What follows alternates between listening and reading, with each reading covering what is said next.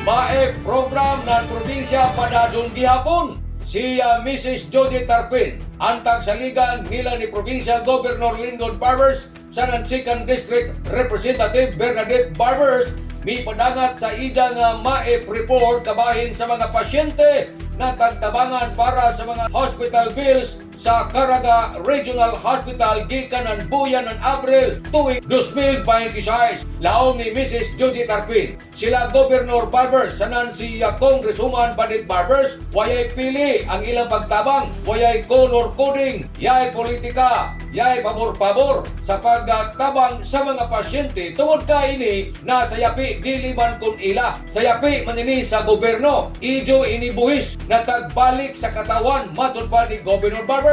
Laong ni Mrs. Tarpin kumanbuntag sa nang tagtugon siya sa duha ka mga opisyal na dadawon pag-atiman ang mga pasyente sa nanhatagan na maradaw na pagtagadakan dili musamot ang ilang tagbati na sakit sa kalawasan niadtong Abril 1 hangtod sa pitsa 30 ning tuiga. Sa ija weekly report niya si Congresswoman Badit Barbers may pagawa sa ija pundo ng Maef kantidad 452,780 pesos and 40 centavos 292 ka mga pasyente. Samtang si Governor Barbers may pagawa sa igang Maef kantidad 260,613 pesos and 60 centavos sa 235 ka mga pasyente. May kabat 527 tanan ka mga pasyente ang ilan natabangan. So matotal na kantidad may kapat ng 713,394 pesos ang nagasto sa ilang Maef.